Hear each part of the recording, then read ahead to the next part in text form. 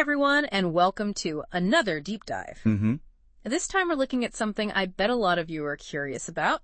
Nubuck leather. You know, you're always hearing about genuine leather, but then you see something that says Nubuck, and you're like, okay, is this better? Is it worse? What is the... What even eye is it? Yeah, what even eye is that?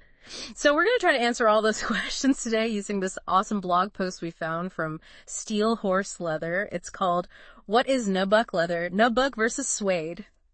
Catchy. Very catchy. Very straightforward. So maybe you're about to click buy now on some really cool new boots you've been looking at, or maybe you've just seen the term and you're like, I wonder what that is. So that's what we're here for. So, first of all, what is Nubuck leather? Nubuck leather is top grain cattle hide.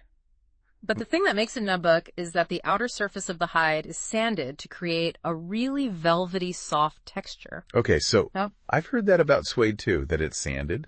So what's the difference between Nubuck and suede? You're right, they are both sanded, but Nubuck is the outer layer of the hide, which makes it tougher and more durable. And suede is actually from the inner layer of the hide. Gotcha, which is weaker. So it's almost like, if you think about like a loaf of bread, Nubuck is the crust and suede is the inside. Exactly. That's a good way to remember it. So Nubuck is the tougher one. Okay, so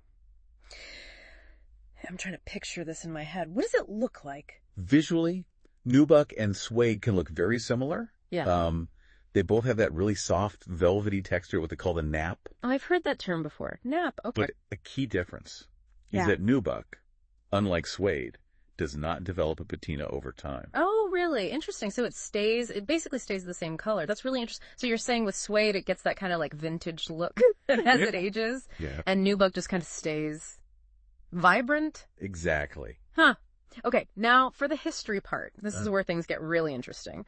Where did Nubuck come from? Well, the origin story of Nubuck is that it was originally made from buckskin. Really? So like deer and elk hide?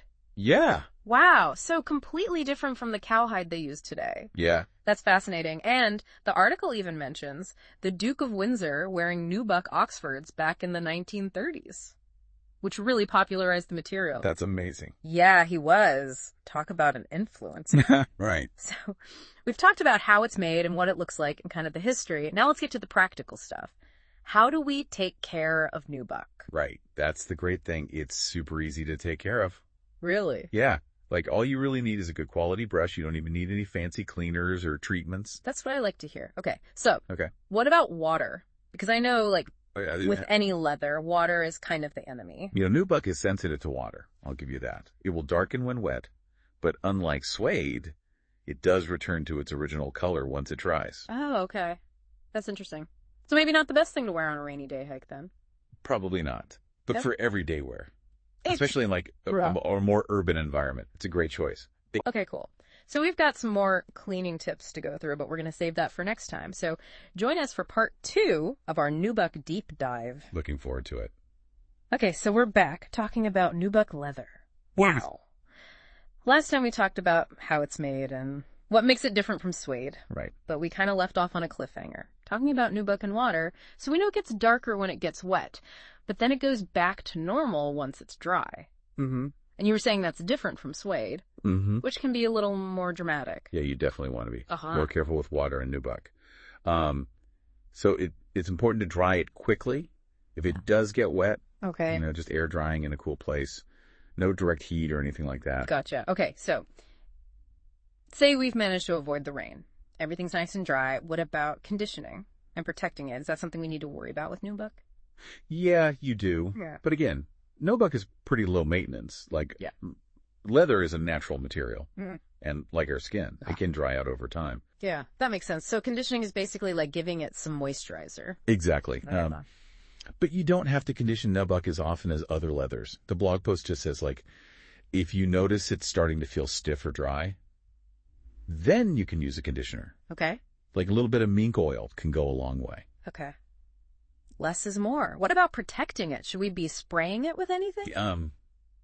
You know those leather protectant sprays? Yeah. Those are definitely a good idea. Yeah. Especially for things that get a lot of wear and tear, because they create a barrier against dirt and moisture. Yeah. It's kind of like giving your Nubuck some extra armor. I like that. Extra armor. Okay. Now, the blog post mentions full grain and top grain a lot.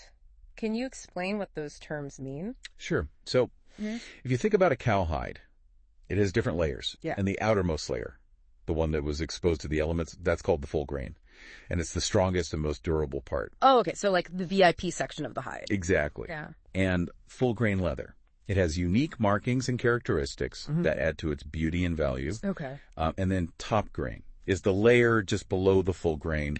And it's still high quality, but sometimes it's sanded a little bit to remove some imperfections. Okay. Nubuck usually comes from this top grain layer. Gotcha. Okay. So Nubuck is up there in terms of quality, for sure.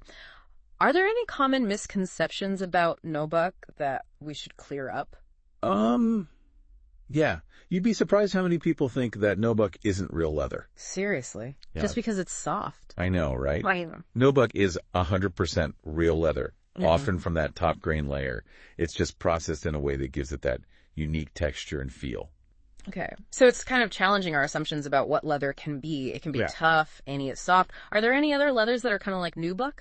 Well, suede is the closest. Yeah. But remember, suede comes from a weaker layer of the hide, so it's not as durable. Right. And then there are also synthetic alternatives. They call them like faux Nubuck, but they don't have the same breathability or longevity. Gotcha. So if you want that real, durable, and soft combination, you gotta go with genuine Nubuck. Okay, now, before we wrap up this part, one more question. You know that nap we were talking about? Mm-hmm. Does that ever wear down over time? That's a great question. And it's one that we will definitely be tackling in part 3. Okay. We'll also be sharing some tips for dealing with some of those tougher stains and water damage. Cool. So stay tuned for that. And we're back for part 3 of our Nubuck leather deep dive. It's been quite a journey. We've learned so much. And last time, I asked you if that nap, that velvety texture, if it can wear down over time. So did you find an answer for me? I did some digging. Yeah. And blockers. While the blog post doesn't specifically address nap wear, it makes sense that with enough wear and tear, those tiny fibers could become a little less pronounced. Okay. So kind of like, you know how a plush carpet, if it gets a lot of foot traffic, it kind of flattens out? Exactly. I mean, think about it. Constant rubbing and friction is going to eventually have an effect on any surface. Right. So is there anything we can do to like prevent that or at least slow it down? Well, it all goes back to proper care. Regularly brushing your Nubuck helps to lift those fibers and maintain their structure. Okay. And try to avoid like any harsh rubbing or scrubbing when you're cleaning it. Right. And just be gentle with it. Exactly. Okay. Now, what if it's already starting to look a little flat? Is there any hope? A gentle steaming can sometimes work wonders to kind of revive those flattened fibers. Really? Yeah. Huh? But you want to be extra careful. Use a low heat setting and keep the steamer moving. Right. Don't want to scorch it. Exactly. All right. So let's say we've got a stain and our little eraser trick isn't working. What do we do? The blog post does mention using a mild soap solution. Soap and Nubuck. Didn't we say water's a no-no? We did, but we still need to be cautious.